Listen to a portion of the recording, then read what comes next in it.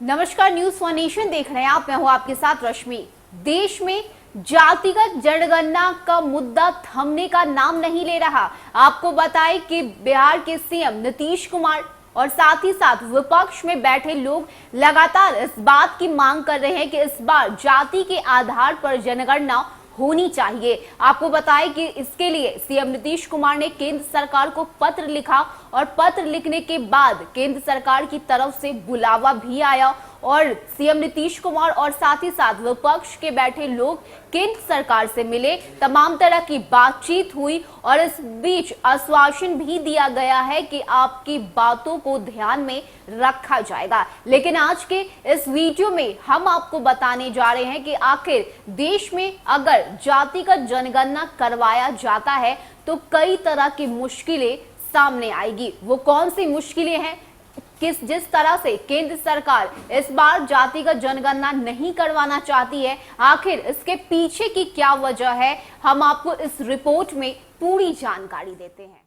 जाति जनगणना को लेकर भाजपा और सरकार ने भले ही सकारात्मक रुख दिखाया हो, लेकिन इसके मुख्य जनगणना के साथ होना मुश्किल है। मुख्य जनगणना के बाद जाति की जनगणना अलग से हो सकती है। वजह यह है कि मुख्य जनगणना इस बार डिजिटल रूप में हो रही है और उसमें जाति जनगणना के आंकड़े जुटाने के लिए नए सिरे से कोडिंग करने की जरूरत होगी। आपको बताएं कि जनगणना कर्मियों की ट्रेनिंग भी देनी होगी, जबकि कोरोना के कारण मुख्य जनगणना में पहले ही 1.5 साल की देरी हो चुकी है। आपको बता दें कि भारत में जनगणना कराने वाले रजिस्ट्रार जनरल ऑफ इंडिया के एक वरिष्ठ अधिकारी ने कहा कि हर 10 साल पर होने वाली जनगणना 2021 में कराने की पूरी तैयारी कर ली गई थी। जनगणना के पहले चरण में 2020 के अप्रैल से सितंबर के बीच में पूरे देश में घरों और पशुओं की गिनती की जानी थी। दूसरे चरण में फरवरी में जनसंख्या के आंकड़े जुटाने की योजना थी। इसके लिए लाखों जनगणना कर्मियों की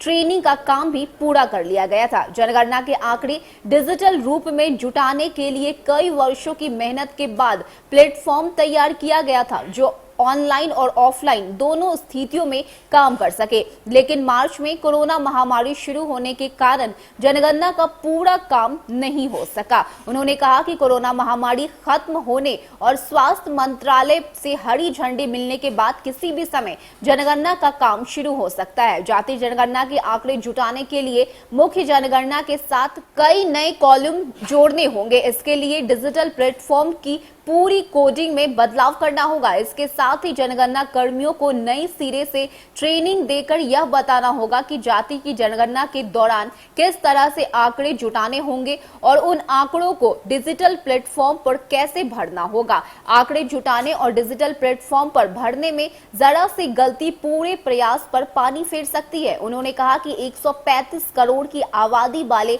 देश में जनगणना एक श्रम साध्य काम है और इसके लिए जनगणना कर्मियों को ट्रेनिंग देने में ही 1 साल से अधिक समय लग सकता है। जाहिर है जाति जनगणना के लिए मुख्य जनगणना को और आगे टालना संभव नहीं होगा। उनके अनुसार यदि सरकार जाति जनगणना का फैसला करती है तो रजिस्ट्रार जनरल ऑफ इंडिया इसे नए सिरे से करने की तैयारी करेगा।